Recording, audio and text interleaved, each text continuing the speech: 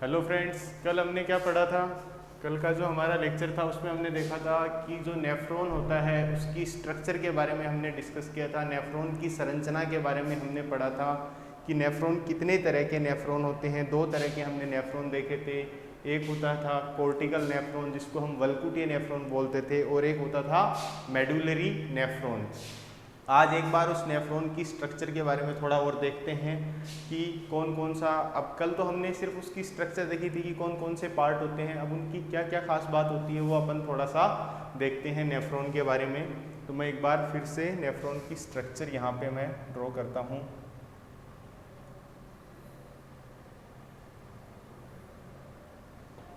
ये आपके सामने नेफ्रॉन की स्ट्रक्चर है बच्चों। कुछ ऐसा ऐसा सा इसका भाग था, इस तरीके से।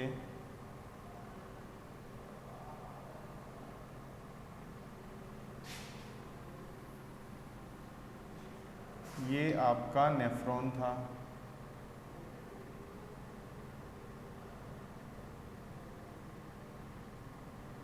यहाँ से इसको अपन क्या बोलते थे बच्चों, ये वाला जो इसका भाग था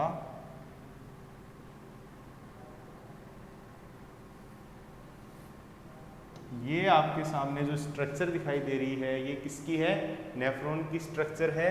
यहाँ से एफरेंट आर्टेरियोल आ रहे हैं। एफरेंट जो आर्टेरियोल थे वो इसके अंदर यहाँ पे एंटर हो रहे थे, और ये आगे जाके पतली पतली कुछ कैपिलरीज बना रहे थे जिनको अपन ने क्या बोला था, ग्लोमेरुलस। इसको अपन अप्रवाही धमनी बोल सकते हैं। आर्टेरियोल, एफरेंट आर्टेरियोल जो था अपना, ये क्या था, एफरेंट आर्टेरियोल। ये एफरेंट आर्टेरियोल है। और ये जो था ये क्या था, बोमेन संपुट था। कौन था ये, बोमेन संपुट था। बोमेन संपुट था। ये बोमेन संपुट था। और यहाँ पे ये जो थी इसको अपन ने बोला था efferent arteriole. Efferent arteriole, arteriole. यहाँ पे बच्चों ये जो आपको स्ट्रक्चर दिखाई दे रही है बोमेन संपुट की, इसमें अपन कुछ देखते हैं। यहाँ पे कुछ ऐसी ऐसी कैपिलरीज प्रेजेंट थी इसके अंदर, और इसकी कैपिलरीज यहाँ पे कुछ प्रेजेंट थी इस तरीके से। इनके ऊपर एक मेम्ब्रेन थी जिसको अपन ने एपिथेलियल सेल्स बोला था। क्या बोला था, एपिथेलियल सेल्स इनके ऊपर प्रेजेंट थी। और ये कौन है, इसके अंदर वाला भाग जो है इसको अपन ने क्या बोला था, ग्लोमेरुलस। क्या बोला था इसको अपन ने, ग्लोमेरुलस बोला था। इसको अपन ने क्या बोला था, ग्लोमेरुलस। क्या बोला था इसको अपन ने, ग्लोमेरुलस हमने इसको बोला था। ये जो स्ट्रक्चर, इस भाग को हमने क्या बोला था, ग्लोमेरुलस।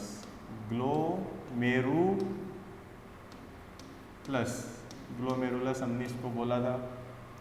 अब जो आपका ये वाला भाग है मालपीजियन बॉडी बनाता है। मालपीजियन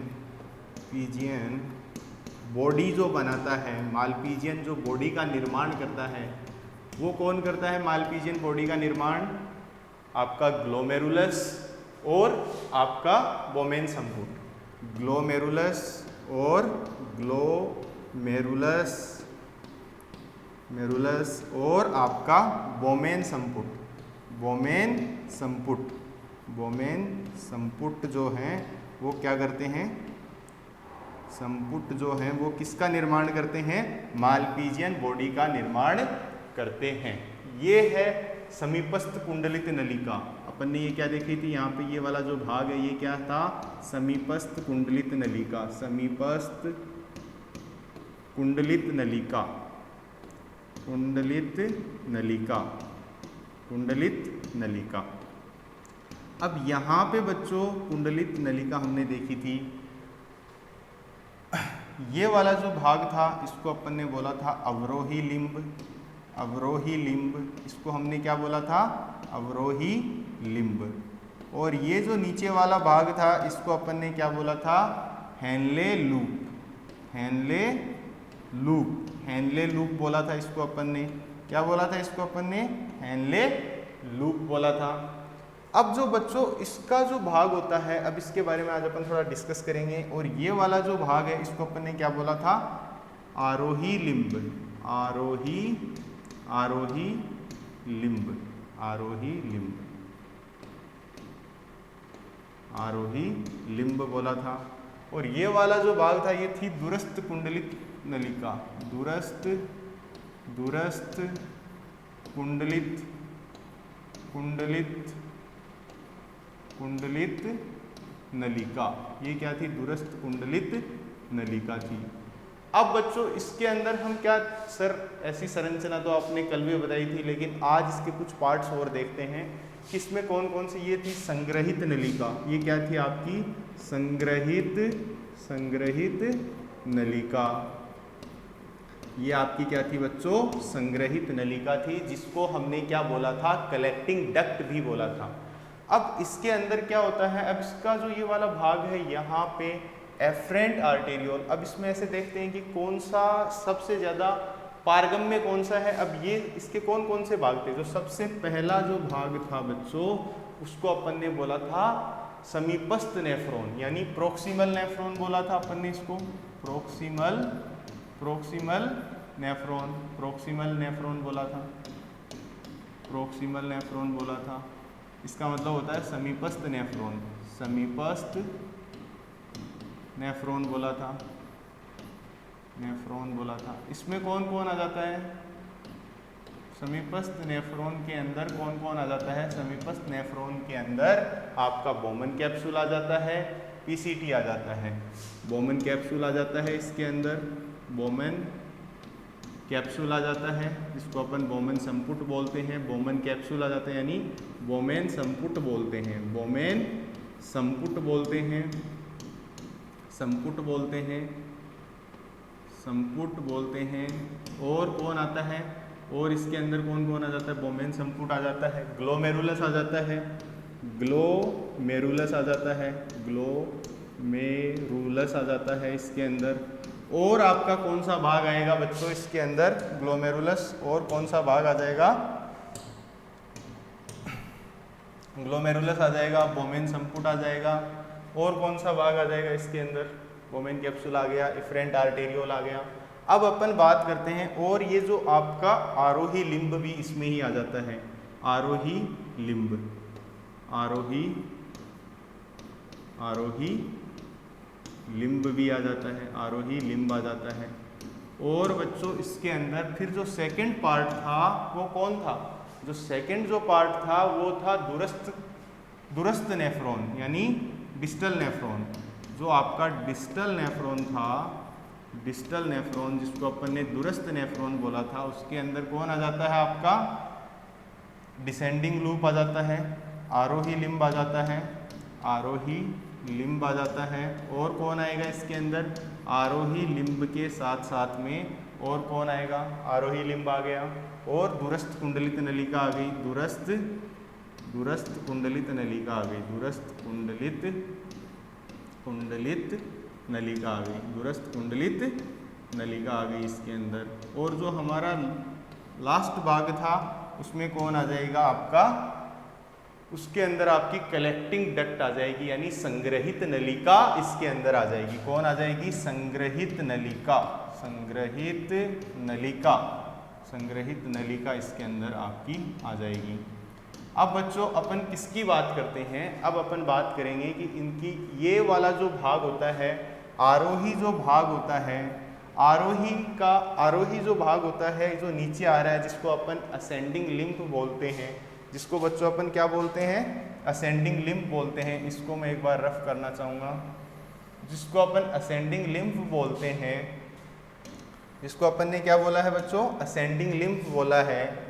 तो इसके कितने भाग होते हैं? यानी जो आपका प्रोक्सिमल नेफ्रॉन होता है, यानी असेंडिंग जो भाग होता है आपका, असेंडिंग जो लूप होता है, असेंडिंग लूप होता है, इसके कितने भाग होते हैं? इसका एक होता है अपर पार्ट और एक होता है अपर पार्ट यानी ऊपरी भाग, ऊपरी भाग, ऊपरी भाग, और एक होता है लोअर पार्ट, लोअर पार्ट। जो ऊपरी भाग होता है बच्चों, इसका जो ऊपरी भाग होता है ये क्या होता है, काफ़ी मोटा होता है। ऊपरी भाग होता है ये थिक होता है यानी मोटा होता है, मोटा होता है, ठीक या मोटा होता है। लोअर पार्ट होता है वो कैसा होता है, थिन होता है, थिन यानी पतला होता है। ये कैसा होता है, पतला होता है। फिर इसके नीचे जो हेनले लूप आता है इसका भी जो भाग होता है वो काफ़ी थिन होता है। फिर इसके बाद में अपन बात करते हैं डिसेंडिंग लिम्फ। डिसेंडिंग लिम्फ की हम बात करते हैं। डिसेंडिंग जो लिम्फ है, डिसेंडिंग लिम्ब का जो आपका यानी जिसको अपन ने आरोही लिम्ब बोला है, आरोही लिम्ब होता है बच्चों, आरोही लिम्ब का ऊपर वाला जो भाग होता है, नीचा भाग होता है, लोअर पार्ट जो होता है वो क्या होता है, पतला होता है। और ऊपरी जो भाग होता है, ऊपर अपर वाला जो भाग होता है वो कैसा होता है, मोटा होता है।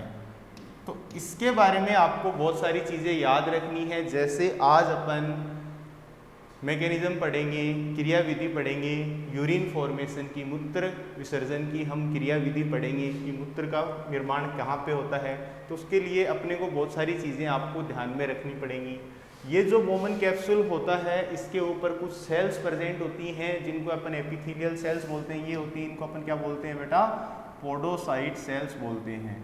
इनको अपन क्या बोलते हैं, पोडोसाइट सेल्स बोलते हैं। यहाँ पे कुछ मेम्ब्रेन लाइक ऐसी स्ट्रक्चर्स होती है। ये ग्लोमेरुलस की कैपिलरीज होती हैं। यहाँ पे भी ऐसी ऐसी मेम्ब्रेन होती है, यहाँ पे भी ऐसी ऐसी मेम्ब्रेन होती है।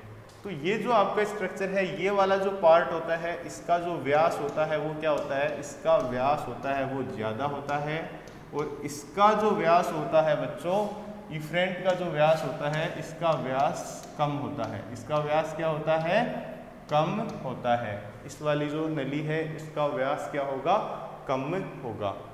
अब अपन थोड़ा सा कि किस तरीके से इसके अंदर ये जो इफ्रेंट आर्टेरियोल है ये कहाँ से एंटर करता है।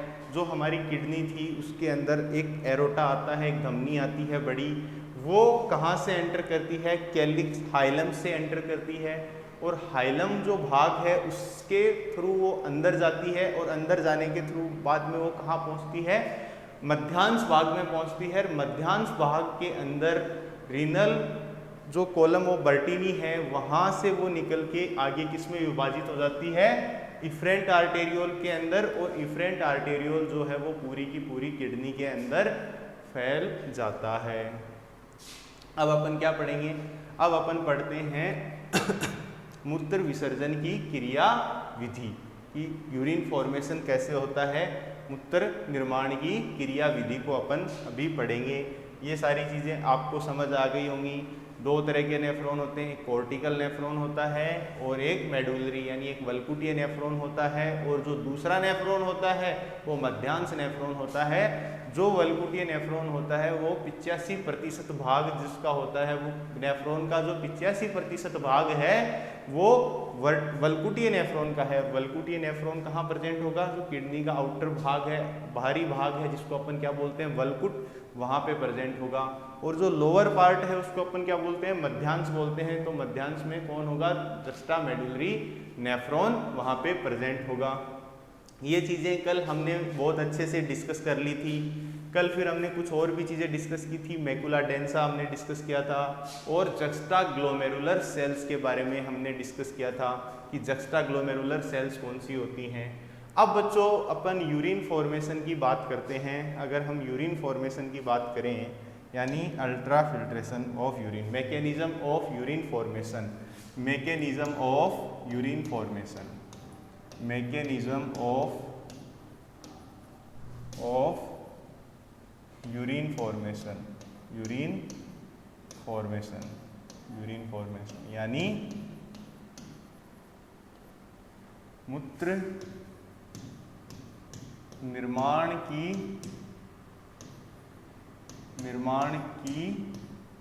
क्रिया विधि के बारे में हम बात करते हैं। तो बच्चों अब इसमें अपन देखते हैं कि इसके कैसे जो मूत्र विसर्जन होता है वो किस तरीके से मूत्र का निर्माण होता है, हमारे अंदर जो यूरिया है वो कैसे फिल्टर होता है, तो उसके 3 पार्ट्स होते हैं, 3 स्टेप्स के अंदर होगा परानिसंदन, जिसको हम अल्ट्रा फिल्ट्रेशन बोलते हैं। 3 स्टेप्स में होता है। कितने में होता है? 3 स्टेप्स के अंदर, 3 स्टेप्स में होगा, 3 स्टेप्स में होगा। पहला जो स्टेप होगा बेटा उसको बोलते हैं अपन ultra filtration. Ultra filtration, ultra filtration का क्या मतलब होता है? अल्ट्रा फिल्ट्रेशन का मतलब होता है परानिसंदन। परानिसंदन, परानिसंदन, ये किसका मतलब होता है? Ultra filtration. ठीक है। जो दूसरा मैं बात करता हूँ, दूसरा जो पार्ट है इसका वो कौन सा है? दूसरा जो पार्ट है बच्चों वो है ट्यूबुलर रीएब्जॉर्प्शन, नलिका पुनरावशोषण, यानी tubular reabsorption, tubular reabsorption, tubular reabsorption की बात करते हैं, यानी पुनरावशोषण,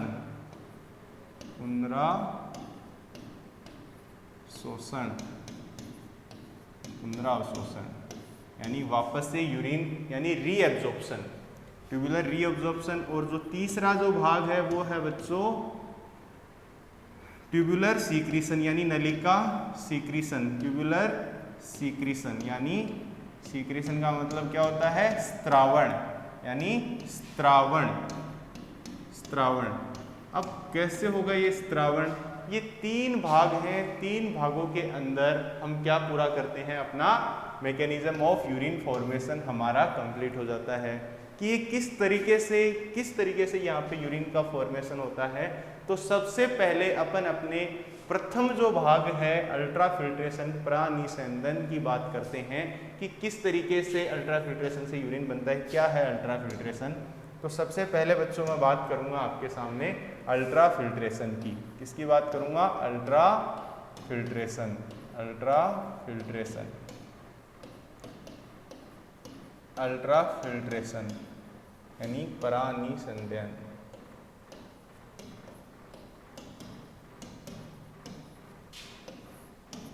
ठीक है। तो इसमें अपन ने कैसी स्ट्रक्चर देखी थी? एक ऐसी स्ट्रक्चर हमने ड्रॉ की थी। कैसी स्ट्रक्चर हमने ड्रॉ की थी बच्चों? एक इस टाइप की हमने एक स्ट्रक्चर ड्रॉ की थी। प्याले नुमा जो संरचना है ये किसकी है? बोमेन कैप्सूल की है। ये किसकी है बच्चों? बोमेन कैप्सूल की है। और यहाँ पे कौन आ रहा है? यहाँ पे बच्चों ऐसे एक कुछ नलिकाएं आ रही हैं जिसको हमने इफ्रेंट आर्टेरियोल बोला, जिसको हमने क्या बोला? एफरेंट आर्टेरियोल बोला। तो ये क्या है? इफ्रेंट है। अब मेरी बात बहुत ध्यान से सुनना। ये इसके अंदर अपन ने क्या किया? बहुत सारी कुछ कोशिकाएं, कुछ कैपिलरीज हैं जिसको हमने क्या बोला बच्चों? ग्लोमेरुलस बोला। जिसको हमने क्या बोला? ग्लोमेरुलस बोला। इसको हमने क्या बोला है? ग्लोमेरुलस बोला है, ग्लोमेरुलस बोला है। अब ये यहाँ से क्या होता है? ये वह नलिकाएं हैं जो क्या करती हैं बच्चों? ये है, इसको अपन ने बोला एफरेंट आर्टेरियोल। क्या बोला अपन ने इसको? Efferent arteriole. क्या बोला? Efferent arteriole, efferent arteriole, arteriole. ठीक है। वाहिनी बोलते हैं इसको, अप्रवाही वाहिनी। और ये जो है आपका, ये क्या है? ग्लोमेरुलस है। ये क्या है? ग्लोमेरुलस है, ग्लोमेरुलस है, ग्लोमेरुलस है। यहाँ पे बच्चों क्या होगा? ये जो है आपका, इसको अपन ने क्या बोला? Efferent arteriole. इसको अपन ने क्या बोला बच्चों? Efferent arteriole, efferent arteriole. यहाँ पे क्या होगा? इसका जो व्यास है, इसका व्यास क्या है? ज्यादा है। इसका व्यास क्या है? ज्यादा है। व्यास यहाँ पे क्या है? ज्यादा है। और इसका जो व्यास होगा इफ्रेंट आर्टेरियोल का, वो क्या होगा? इफ्रेंट आर्टेरियोल का जो व्यास होगा वो क्या होगा बच्चों? इसका व्यास कम होगा। कैसा होगा? कम होगा। अब यहाँ से जो ये अप्रवाही हैं जो किसको? रक्त को लेके आ रही है, ब्लड यहाँ से लेके आ रही है। ये क्या कर रही है? ब्लड को लेकर आ रही हैं, यानी रक्त को ला रही हैं। कहाँ से रक्त आया? किसके थ्रू? रीनल आर्टरी के थ्रू, रीनल आर्टरी रक्त को लेकर आई, रीनल आर्टरी जो है एओर्टा से ब्लड आया। एओर्टा क्या है, एक मोटा पाइप है, यहाँ से गया रीनल आर्टरी, और रीनल आर्टरी फिर किसमें डिवाइड हो गई, हाइलम के थ्रू घुसते हुए ये हाइलम से एंटर हुई कहाँ, किडनी के अंदर। हाइलम से फिर कहाँ गई ये, मेडुला के अंदर, और मेडुला के अंदर फिर ये कहाँ पे डिवाइड हुई, किसके अंदर डिवाइड हुई, मेडुला में, यानी मध्यांश के अंदर। ये किस में डिवाइड हुई बच्चों, ये डिवाइड हुई एफरेंट आर्टेरियोल में। तो एफरेंट जो आर्टेरियोल है ये ब्लड लेके आ रही है, रक्त को लेकर आ रही है। ये एफरेंट जो आर्टेरियोल है ये ब्लड को लेकर आ रही है। और यहाँ पे क्या होगा कि अल्ट्रा फिल्ट्रेशन प्रानिसंदेन का मतलब है कि किस तरीके से ब्लड जो है छनकर निकलता है। यहाँ पे ये बोमेन कैप्सूल है, ये कौन है आपका, बोमेन कैप्सूल है, बोमेन कैप्सूल है। ये क्या है, बोमेन संपुट है, बोमेन संपुट है। यहाँ पे क्या होगा बच्चों, 3 तरह के दाब काम करते हैं, 3 तरह के दाब हैं वो क्या करते हैं, काम करते हैं। कौन कौन से, 3 प्रेशर होते हैं, 3 दाब निर्धारित करते हैं अल्ट्रा फिल्ट्रेशन को। 3 दाब, 3 प्रेशर होते हैं, 3 प्रेशर, 3 दाब जो होते हैं वो 3 प्रेशर होते हैं। कौन कौन से होते हैं, कौन कौन से होते हैं 3 दाब। जो सबसे पहला जो दाब है बेटा वो है glomerular hydrostatic pressure. Glomerular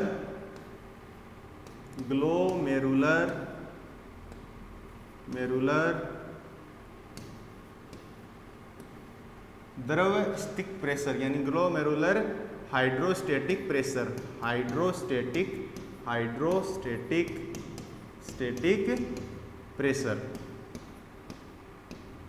pressure ये जो है, एक तो ये होता है। अब ये क्या होता है, ग्लोमेरुलर द्रव्यस्थिक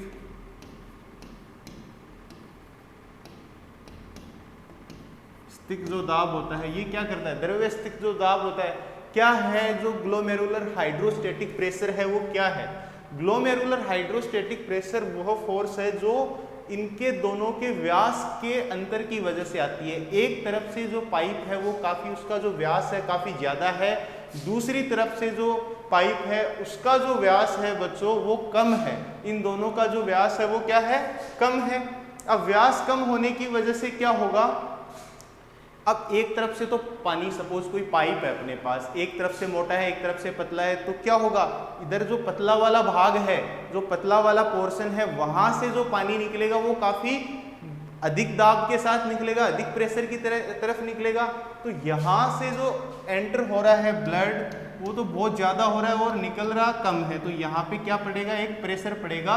उस प्रेशर को हम क्या बोलते हैं, ग्लोमेरुलर हाइड्रोस्टेटिक प्रेशर, यानी द्रव्यस्थिक दाब। द्रव्यस्थिक दाब की जो मात्रा होती है वो होती है कितनी, 60 से 75 mm of Hg, 75 mm of Hg, ये इसका मान है। किसका, ग्लोमेरुलर हाइड्रोस्टेटिक प्रेशर का। ग्लोमेरुलर हाइड्रोस्टेटिक प्रेशर का क्या है, ये इतना इसका दाब है। दूसरा जो बच्चों ये ग्लोमेरुलर है, ये यहाँ पे आने के बाद जो एफरेंट आर्टेरियोल है, ये छोटी छोटी एक गुच्छे नुमा छोटी छोटी जो रक्त की कोशिकाएं हैं वो मिलके गुच्छा बना लेती हैं। उस गुच्छे को हम बोलते हैं ग्लोमेरुलस। और ग्लोमेरुलस के अंदर क्या होता है बच्चों, यहाँ पे वो प्रेशर पड़ता है।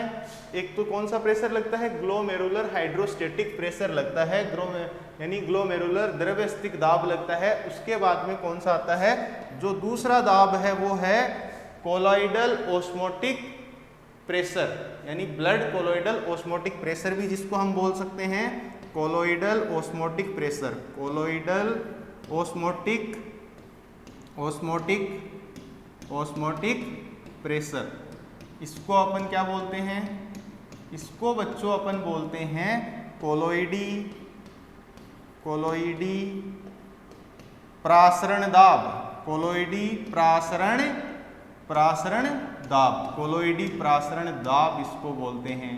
जो कोलॉइडी प्रासरण दाब है उसकी, ये कौन सा दाब है, कोलॉइडी प्रासरण दाब जो रक्त के अंदर क्या होता है, रक्त के अंदर प्लाज्मा होता है और ब्लड होता है, रक्त होता है, तो उसके अंदर कुछ प्रोटीन्स होते हैं, प्लाज्मा प्रोटीन्स होते हैं, वो क्या लगाते हैं, इसके अगेंस्ट फोर्स लगाते हैं। किसके अगेंस्ट? ग्लोमेरुलर हाइड्रोस्टेटिक, यानी जो द्रव स्थलिक दाब है उसके अगेंस्ट प्रेशर लगाते हैं। उस प्रेशर को हम क्या बोलते हैं? ब्लड कोलोइडल ऑस्मोटिक प्रेशर भी बोलते हैं, यानी रक्त कोलोइडी प्रासरण दाब भी बोलते हैं, या फिर इसको कोलोइडल दाब भी बोलते हैं। जो लास्ट और फाइनल है बेटा वो होता है capsular hydrostatic pressure. Capsular hydrostatic pressure जो यहाँ पे इंटरस्टिशियल फ्लूइड प्रेजेंट होता है उसके द्वारा लगता है। इसकी जो अमाउंट है वो होती है 32 mm of Hg, 32 mm of Hg इसकी वैल्यू होती है। अब मैं बात करता हूँ तीसरे दाब की। जो तीसरा दाब होता है वो होता है capsular hydrostatic pressure. Capsular hydrostatic pressure, capsular hydrostatic pressure. Capsular hydrostatic pressure का मतलब है संपुट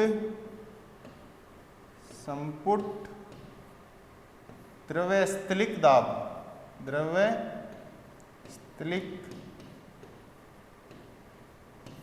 दाब। ये जो कोलोइडल ऑस्मोटिक कैप्सुलर हाइड्रोस्टेटिक जो प्रेशर है इसकी जो मात्रा होती है वो होती है बच्चों कितनी? 10 to 18 mm of Hg, 10 to 18 mm of Hg, 10 to 18 mm of Hg। अब इसमें अपन कैसे निकालेंगे effective pressure?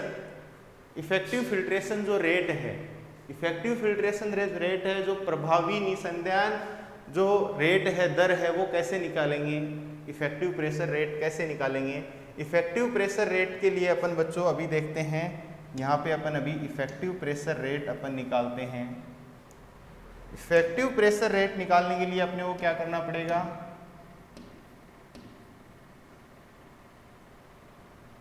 EFP, effective filtration जो रेट है अपनी, इफेक्टिव फिल्ट्रेशन रेट है, इफेक्टिव फिल्ट्रेशन जो रेट है उसका फॉर्मूला होता है ग्लोमेरुलर हाइड्रोस्टेटिक प्रेशर। इसको अपन क्या बोलते हैं? ग्लोमेरुलर हाइड्रोस्टेटिक प्रेशर भी बोलते हैं, और इसको क्या बोलते हैं? COP भी बोलते हैं, कोलोइडल ऑस्मोटिक प्रेशर, यानी प्रभावी निसंधान दर रेट कैसे निकालते हैं। और ये वाला जो है इसको अपन क्या बोलते हैं? CHP, capsular hydrostatic pressure, capsular hydrostatic pressure. तो ये इसका फॉर्मूला क्या होगा? GHP माइनस क्या होगा? COP plus capsular hydrostatic pressure, capsular hydrostatic pressure. इससे हम क्या निकाल सकते हैं? कैप्सुलर हाइड्रोस्टेटिक प्रेशर से हम क्या निकाल सकते हैं? Effective filtration rate. अब जो ग्लोमेरुलर हाइड्रोस्टेटिक प्रेशर है जो किसकी वजह से लग रहा है? इसके व्यास की वजह से लग रहा है, इन दोनों के डायामीटर की वजह से लग रहा है कि इधर डायामीटर ज़्यादा है, उधर डायामीटर कम है, ब्लड आ रहा है प्रेशर से, तो यहाँ पे एक प्रेशर लग रहा है जिसको अपन क्या बोलते हैं? Glomerular hydrostatic pressure. तो ये वाला जो प्रेशर है बेटा इसका मान है 60 mm ऑफ Hg, 60 to 675 तक है mm ऑफ Hg माइनस, और ये जो है कोलोइडल ऑस्मोटिक प्रेशर, यानी जो रक्त के अंदर उपस्थित जो प्रोटीन्स हैं उनके थ्रू, प्रोटीन्स हैं जो कोशिकाएं हैं उनके थ्रू जो दाब लग रहा है उसको अपन क्या बोल रहे हैं? ये इसके अगेंस्ट फोर्स लगा रहा है, ये इसके अगेंस्ट, पर ये ज्यादा है, ये ज्यादा है ग्लोमेरुलर हाइड्रोस्टेटिक प्रेशर, क्योंकि ये इसकी वजह से है कि एफरेंट का व्यास ज्यादा है, उधर इसका इफरेंट का व्यास कम है, तो यहाँ पे ये प्रेशर डेवलप हो रहा है। तो यहाँ पे बेटा जो कोलोइडल ऑस्मोटिक प्रेशर है वो कोलोइडल ऑस्मोटिक प्रेशर कितना होगा? कोलोइडल ऑस्मोटिक प्रेशर की जो मान है वो है 32 mm ऑफ Hg, और कैप्सुलर हाइड्रोस्टेटिक प्रेशर मतलब संपुट प्रासरण दाब, जो कैप्सुलर हाइड्रोस्टेटिक प्रेशर है इसमें जो सेल्स हैं जो प्रेशर लगा रही हैं, इंटरस्टिशियल जो कोशिकाएं हैं जो इसके अगेंस्ट प्रेशर लगा रही है, उसका मान है 18 mm of Hg, 18 mm of Hg। तो इसको निकालते हैं, 32 प्लस 18 इजिकल टू कितने हो गए 50, 60 माइनस 50 तो कितना हो गया, ये इसकी जो रेंज आती है इफेक्टिव फिल्ट्रेशन रेट जो होती है, इफेक्टिव फिल्ट्रेशन जो रेट होती है EFR की जो रेट होती है वो होती है बच्चों, इफेक्टिव फिल्ट्रेशन रेट होती है वो होती है 10 to 25 mm of Hg, 10 to 25 mm of Hg, ये इसकी क्या होती है इफेक्टिव फिल्ट्रेशन रेट होती है। तो अब इसको अपन ने निकाल लिया, तो ये जो होता है अल्ट्रा फिल्ट्रेशन हाई प्रेशर के साथ में बच्चों ये क्या हो जाता है फिल्टर हो जाता है। अब अपन बात करते हैं ग्लोमेरुलर फिल्ट्रेट क्या होता है। ग्लोमेरुलर फिल्ट्रेट होता है, ये क्या है बच्चों ग्लोमेरुलर है। अब इस ग्लोमेरुलस के से जो फिल्टर होता है उसको अपन ग्लोमेरुलर फिल्ट्रेट बोल देते हैं। अब ग्लोमेरुलर फिल्ट्रेशन रेट क्या है, ग्लोमेरुलर फिल्ट्रेशन रेट अपन इजीली निकाल सकते हैं 1 mm ऑफ Hg प्रेशर कितना 1 मिनट के अंदर, 1% के अंदर 1 mm ऑफ Hg, यानी ग्लोमेरुलर फिल्ट्रेशन रेट की अगर हम बात करते हैं, GFR की हम बात करते हैं। पहले तो हम देखेंगे कि ग्लोमेरुलर फिल्ट्रेट क्या है, मैं इसको यहाँ से इधर रफ करने जा रहा हूँ। सबसे पहले तो हम बात करेंगे क्या, सबसे पहले तो हम बात करेंगे क्या बच्चों, सबसे पहले तो हम बात करेंगे क्या कि ग्लोमेरुलर फिल्ट्रेट क्या है, यानी ग्लोमेरुलर निस्संदेन क्या है। ग्लोमेरुलर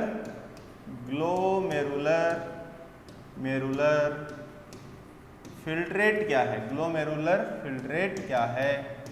तो जो ग्लोमेरुलस से फिल्टर हो क्या रहा है उसको अपन ने क्या बोला, ग्लोमेरुलर फिल्ट्रेट बोल देंगे। और ग्लोमेरुलर फिल्ट्रेशन रेट क्या है, ये क्या होगा, जो ग्लोमेरुलस से फिल्टर हो क्या आ रहा है उसको हम क्या बोल देंगे, ग्लोमेरुलस फिल्ट्रेट। ग्लोमेरुलस से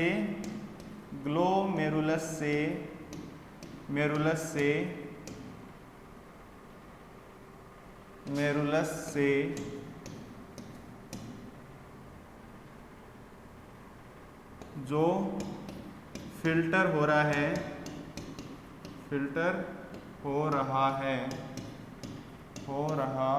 उसे हम क्या बोलेंगे, ग्लोमेरुलस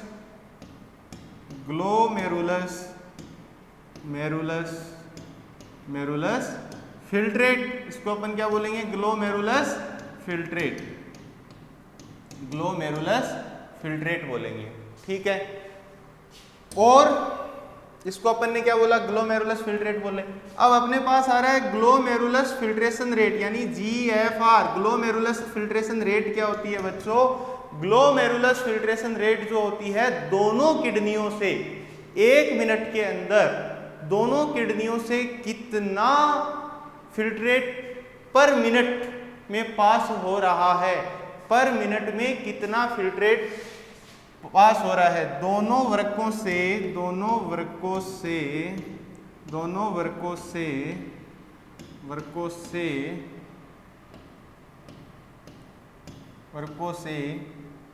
1 मिनट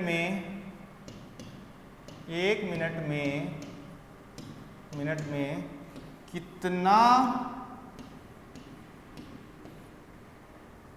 पदार्थ, कितना फिल्ट्रेट निकल रहा है, यानी कितने सब्सटेंसेस हैं, कितना फिल्ट्रेट निकल रहा है। इसको अपन क्या बोलते हैं, ग्लोमेरुलस फिल्ट्रेशन रेट बोलते हैं। अब ग्लोमेरुलस फिल्ट्रेशन रेट को अपन कैसे डिसाइड करेंगे, 1 mm ऑफ Hg के प्रेशर के under 1 mm of Hg 12.5 litre ml 12.5 ml blood को क्या करता है, रक्त को क्या करता है, फिल्टर करता है। यानी दोनों वर्गों से 1 मिनट में कितना ब्लड, कितना रक्त फिल्टर निकल रहा है, कितना रक्त फिल्टर होकर निकल रहा है, यानी इसको अपन क्या बोलते हैं, ग्लोमेरुलर फिल्ट्रेशन रेट। तो 12.5 निकलता है। अरे आपने सर्कुलेशन के अंदर पढ़ा होगा कि किडनियों में टोटल कितना ब्लड आता है 1250 ml, यानी 1250 ml ब्लड उनके अंदर एंटर करता है। 1250 ml ब्लड एक किडनी के अंदर एंटर करता है। उसमें भी जो फिल्टर होता है वो कौन होता है, ओनली उसका जो प्लाज्मा होता है, प्लाज्मा का यानी 20% ही वो उसका फिल्टर कर पाता है। 1250 का भी वो कितना 20% ही वो 1 मिनट के अंदर फिल्टर कर पाता है। तो 1 मिनट की जो रेट आएगी बच्चों वो आएगी 125 ml, यानी ये 1 mmHg के लिए लिया था। 10 mm की बात करते हैं तो कितनी आ जाएगी 125 ml पर मिनट। तो अब आप इससे पूरे दिन का निकाल सकते हैं, 1 ओवर का निकाल सकते हैं, पूरे दिन का निकाल सकते हैं और 24 घंटे का आप निकाल सकते हैं। तो ये हो गई बच्चों क्या, ग्लोमेरुलस फिल्ट्रेशन रेट। अब अपन बात करते हैं किसकी, अब अपन बच्चों बात करेंगे, अब अपन बात करते हैं किसकी, अब अपन जो अपना जो नेक्स्ट पॉइंट है, जैसे सबसे पहले अपन ने क्या देखा, अल्ट्रा फिल्ट्रेशन अपन ने देखा। अब देखेंगे अपन ट्यूबुलर रीएब्जॉर्प्शन कि ट्यूबुलर रीएब्जॉर्प्शन क्या है। ट्यूबुलर रीएब्जॉर्प्शन की अपन बात करते हैं, जो अपना सेकंड पॉइंट है वो है ट्यूबुलर रीएब्जॉर्प्शन। ट्यूबुलर रीएब्जॉर्प्शन क्या होता है इसकी हम बात करते हैं। ट्यूबुलर रीएब्जॉर्प्शन, ट्यूबुलर रीएब्जॉर्प्शन को क्या बोलते हैं, पुनरावशोषण।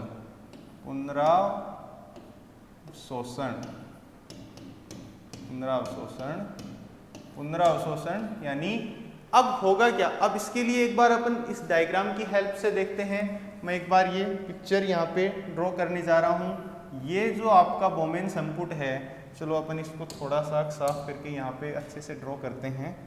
1 सेकेंड, इसमें अपन, चलो ठीक है, पुनरावशोषण।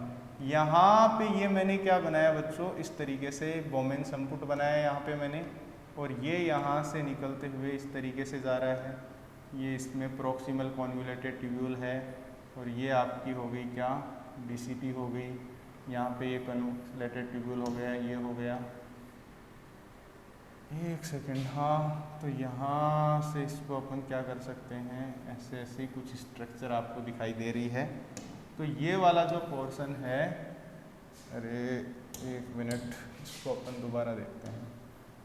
ये वाला जो पोर्शन है बच्चों, कुछ ऐसा ऐसा देख रहे हैं अपन, इस तरीके से जो कुछ स्ट्रक्चर है आपको दिखाई दे रही है, ये नेफ्रॉन की स्ट्रक्चर है। ऐसी ऐसी जो कुछ आपको स्ट्रक्चर दिखाई दे रही है, ये किसकी है, नेफ्रॉन की है।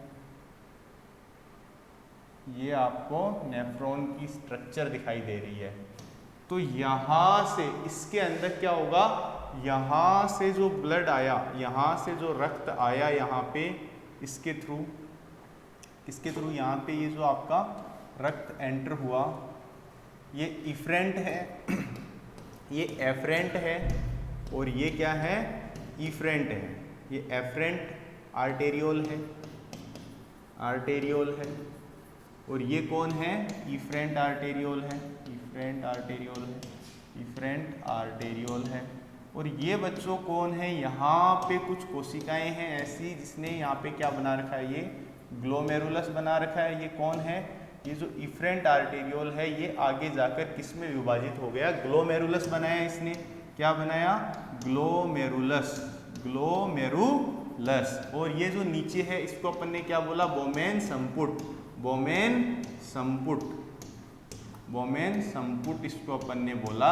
और ये वाला जो भाग है, इसको बोलते हैं अपन दूरस्थ समीपस्थ कुंडलित नलिका। कुंडलित नलिका, इसको अपन ने क्या बोला, समीपस्थ कुंडलित नलिका। ठीक है, और ये है दूरस्थ कुंडलित नलिका। दूरस्थ कुंडलित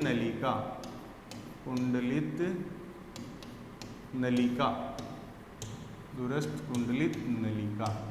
और यहाँ पे ये कौन सा है, अवरोही लिम्ब, और अवरोही लिम्ब। इसको अपन ने डिसेंडिंग बोला है, डिसेंडिंग लिम्ब बोला है,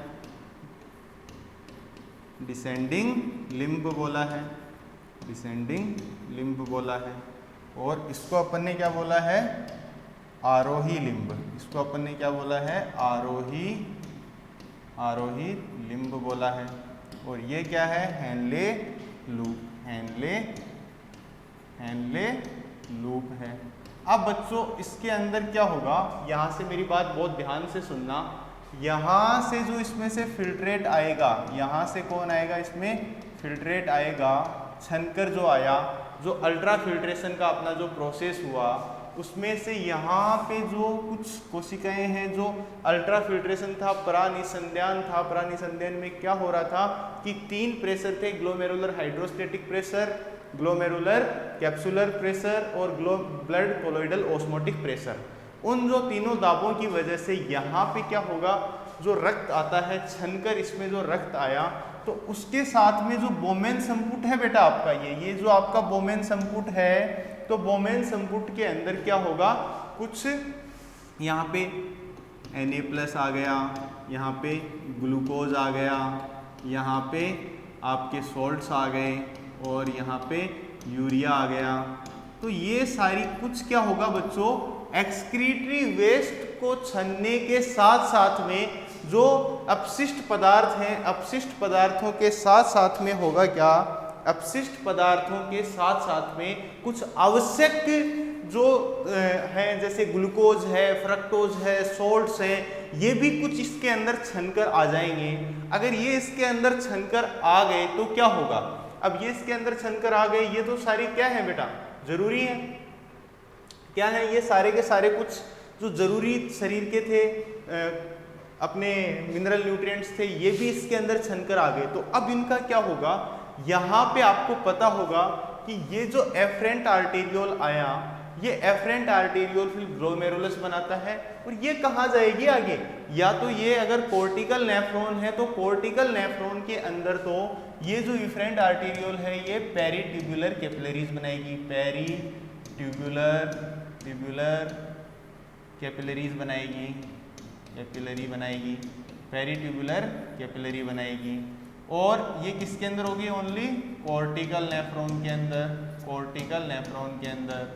और अगर मेडुलरी नेफ्रॉन है, अगर यहाँ पे मेडुलरी नेफ्रॉन है, तो मेडुलरी नेफ्रॉन के अंदर क्या होगा, मेडुलरी नेफ्रॉन के अंदर बच्चों यहाँ पे क्या होगा, मेडुलरी अगर नेफ्रॉन होगा तो ये वासा रेक्टा बनाएगी, क्या बनाएगी, वासा रेक्टा का निर्माण करेगी, वासा रेक्टा। वासा रेक्टा क्या है, वासा रेक्टा इसके समीपस्थ, इसके पास में पैरेलल में, इसके पैरेलल में क्या होगा, एक ऐसा स्ट्रक्चर होगी, कैसी स्ट्रक्चर होगी, कुछ ऐसी स्ट्रक्चर होगी, इस तरीके से इसके पैरेलल में कुछ ऐसी स्ट्रक्चर होगी। उस स्ट्रक्चर को हम क्या बोल देते हैं मेरे प्यारे बच्चों, ये स्ट्रक्चर कुछ इस तरीके से होगी, इस तरीके से, जिसको हम क्या बोल देते हैं, इसको हम बोल देते हैं वासा रेक्टा, वासा रेक्टा। और यहाँ पे क्या होगा, ये वासा रेक्टा का निर्माण कर लेती है।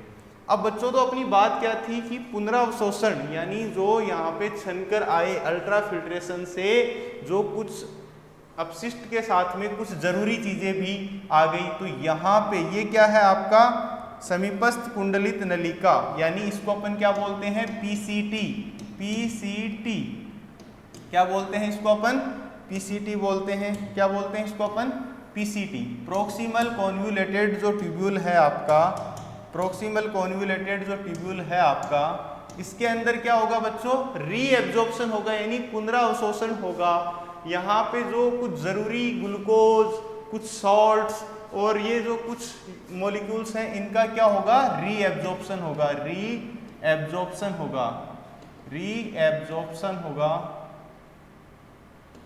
रीएब्जॉर्प्शन होगा, मतलब पुनरावशोषण होगा। यहाँ पे जो भी ये जरूरी छन के आगे जरूरी चीजें ये वापस से क्या होंगी, यहाँ पे रीएब्जॉर्ब होंगी, किसके अंदर, या तो वासा रेक्टा के अंदर, इसके पास में जो भी कैपिलरीज वगैरह जा रही हैं उनके साथ में क्या होगा, ये रीएब्जॉर्ब हो जाएंगी। यहाँ पे क्या हो जाएगा, इनका रीएब्जॉर्प्शन हो जाएगा, यहाँ पे, यहाँ से ये क्या होंगी, वापस से रीएब्जॉर्ब हो जाएंगी, जो ग्लूकोज है ये निकल जाएगा, जो सॉल्ट्स वगैरह हैं ये भी निकल जाएंगे। और यहाँ पे चलते चलते सबसे ज्यादा सबसे ज्यादा जो रीएब्जॉर्प्शन होता है, ये क्वेश्चन हमेशा आता है एग्जाम के अंदर। Maximum reabsorption takes place in the proximal convoluted tubule, यानी जो समीपस्थ कुंडलित नलिका है वहां पे अधिक से अधिक पुनरावशोषण की क्रिया होगी, वहां पे अधिक से अधिक पुनरावशोषण होगा। फिर बच्चों नीचे आते हैं, नीचे आने के बाद में इसी ट्यूब्यूल का जो ये अवरोही लिम्ब होता है वहां पे कुछ सोल्ट्स वगैरह का भी अवशोषण हो जाता है, और उसके बाद में नीचे चलने के बाद जो अपना लास्ट जो पोर्शन आता है वो है बेटा स्त्रावण। जो हमारा तीसरा पोर्शन था, ये तो था दूसरा, और जो लास्ट था उसको अपन बोलते हैं ट्यूब्यूलर सीक्रीशन। क्या बोलते हैं बच्चों? Tubular secretion. Tubular secretion, tubular secretion का क्या मतलब? स्त्रावण। अब ये स्त्रावण कैसे होगा, इस स्त्रावण की बात करते हैं। अब यहाँ पे क्या होगा कि इसके अंदर यहाँ पे सबसे ज्यादा एब्जॉर्प्शन हुआ।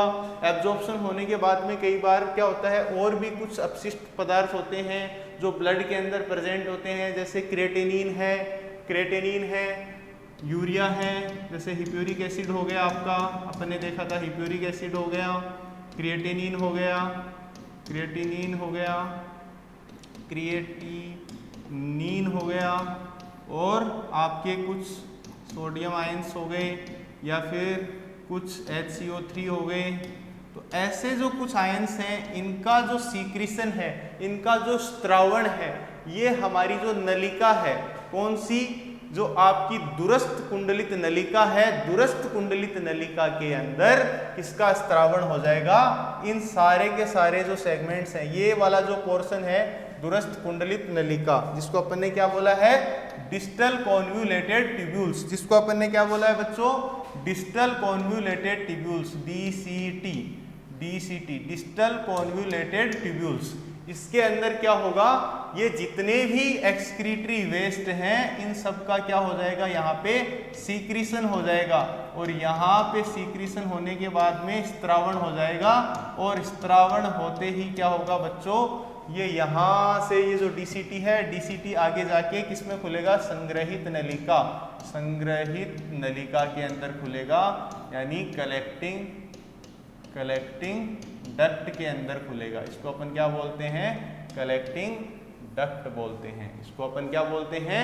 Collecting duct. और ये यहाँ से कलेक्टिंग डक्ट फिर पेपिली में जाएगा, पेपिली से फिर मेडुला में जाएगा, और मेडुला से फिर निकलते हुए यूरिन के थ्रू वो बाहर निकल जाएगा सारे के सारे सब्सटेंसेस को। अब जो बच्चों इसके बाद में अब जो अपन पढ़ेंगे, ये अपना हो गया सारा का सारा 3 स्टेप है। पहले तीनों के तीनों याद रखना, यूरिन फॉर्मेशन के 3 स्टेप हैं। पहला जो स्टेप है बेटा वो क्या है? अल्ट्राफिल्ट्रेशन, प्रानिसंदन। प्रानिसंदन में 3 फोर्स काम करते हैं। पहला जो फोर्स है किस वजह से होता है? अल्ट्राफिल्ट्रेशन।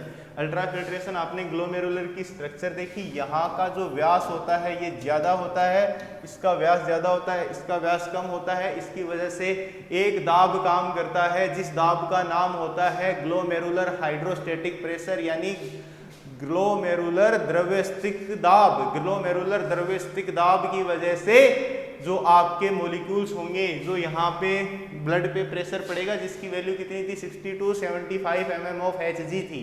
और जो दूसरा दाब होता है वो है बेटा इसके अंदर जो प्रेजेंट है कुछ ब्लड कोलोइडल ऑस्मोटिक प्रेशर, यानी रक्त जो कोलोइडी ऑस्मोटिक प्रेशर है, यानी कोलोइडी प्रासरण दाब। ये कोलोइडी प्रासरण दाब की क्या होता है? जो ब्लड के अंदर, अब ब्लड कोई ऐसे तो है नहीं, ब्लड किससे मिलके बना है? प्लाज्मा से मिलके बना है। Protein plasma plus blood corpuscle से मिलके बना है, और प्लाज्मा के अंदर भी कुछ प्लाज्मा प्रोटीन्स होते हैं जो क्या करते हैं? यहाँ पे एक दाब लगाते हैं इस ग्लोमेरुलर हाइड्रोस्टेटिक दाब के तरफ। अब इन दोनों में प्रेशर लगता है, बट ये वाला जो प्रेशर होता है ये काफी ज्यादा होता है, और यहाँ पे फिर एक कैप्सुलर हाइड्रोस्टेटिक प्रेशर और लगता है। जो कैप्सुलर, इसकी जो मेम्ब्रेन है, कैप्सूल जिसको बोला, ये और एक प्रेशर डेवलप करती है। इंटरस्टिशियल जो फ्लूइड होता है, यहाँ पे जो फ्लूइड होता है इनके बीच में, जिसकी जो वैल्यू होती है 10 to 18 mm of Hg होती है।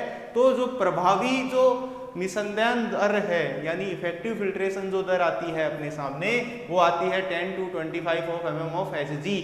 और उस अल्ट्रा फिल्ट्रेशन से क्या होता है बच्चों? यहाँ पे इतना प्रेशर लगने की वजह से जो रक्त है वो छन के कहाँ आ जाता है? यहाँ पे आ जाता है। अब इसके साथ साथ में क्या होता है, कई बार बहुत ज्यादा जो जरूरी आवश्यक चीजें हैं वो भी इस रक्त के साथ में छन के आ जाती हैं, जैसे कुछ प्रोटीन्स हो गए, जो प्लाज्मा प्रोटीन्स हो गए, जो अपने ब्लड के लिए जरूरी थे, यूजफुल थे, वो भी इसके अंदर आ गए। अब उनको इसकी वजह से आने के कारण क्या होगा, वो यहाँ पे क्या होंगे, जो पीसीटी है अपना, जो अपनी ये नलिका है पूरी, जो अपनी ये प्रोक्सिमल कॉन्वोल्यूटेड ट्यूब्यूल है, यानी जो समीपस्थ कुंडलित नलिका है, वहां पे इसका क्या होगा, पुनरावशोषण हो जाएगा, इसका दोबारा अवशोषण हो जाएगा सबसे ज्यादा 20 टाइम्स, मोर देन 20 टाइम्स। जो अपनी पूरी आपको ये ट्यूब्यूल दिखाई दे रही है, सबसे ज्यादा जो पुनरावशोषण होता है वो कहाँ होता है, प्रोक्सिमल कॉन्वोल्यूटेड ट्यूब्यूल यानी समीपस्थ कुंडलित नलिका के अंदर होता है। ये वाला जो भाग होता है बच्चों, यहाँ पे सबसे ज्यादा होता है। उसके बाद में जितने भी हैं ये आपके यहाँ से ये या तो वासा रेक्टा के अंदर रिलीज कर देगा, जो भी आपके इनको बाहर निकाल देगा, जो भी आपके ग्लूकोज है, सॉल्ट्स हैं, कुछ जो जरूरी आ गए इसके साथ में। कई बार तो ये यूरिया को भी रीअब्जॉर्ब कर देता है, लेकिन कुछ टाइम बाद में ये वापस से सीक्रेट करता है। अब ये जो सीक्रेशन हो रहा है, जो स्त्रावण हो रहा है कि कैसे एब्जॉर्ब किया, इसके बारे में अपन किस तरीके से यूरिन बनता है ये अपन कल थोड़ा सा और डिस्कस करेंगे। इसके बारे में जो हमने ओस्मोलरिटी यानी प्रसारिता के बारे में पढ़ेंगे कि जो हमारा यूरिन है, जो हमारा मूत्र है, वो कैसे ज़्यादा अधिक सांद्रित होता है, कम सांद्रित होता है, वो सारी चीज़ें हम थोड़ा सा कल डिस्कस करेंगे। कैसे आयनिक बैलेंस चलता है।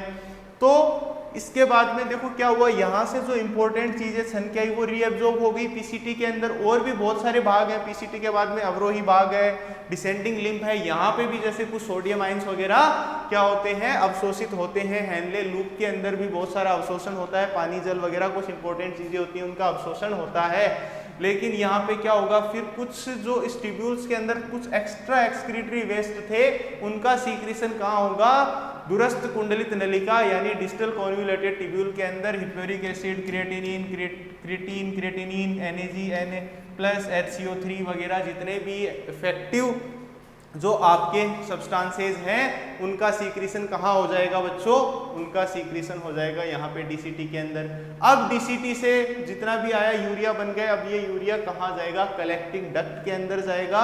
और कलेक्टिंग डक्ट फिर duct of Bellini. Duct of Bellini क्या होती है, डक्ट ऑफ बेलिनी क्या होती है कि बहुत सारे जो नेफ्रॉन है उनकी एक पाइप जैसी स्ट्रक्चर बनती है, ये सारी जो कलेक्टिंग डक्ट है वो उसके अंदर ओपन होती है, duct of Bellini. Duct of Bellini से फिर पेल्विस, पेपिला, पेल्विस से यूरेटर जिसको अपन मूत्र नलिका बोलते हैं, फिर मूत्राशय में जाएगा और फिर बॉडी से हमारे शरीर से बाहर चला जाएगा। तो आज के लिए अपन इतना ही पढ़ेंगे। Okay, thank you.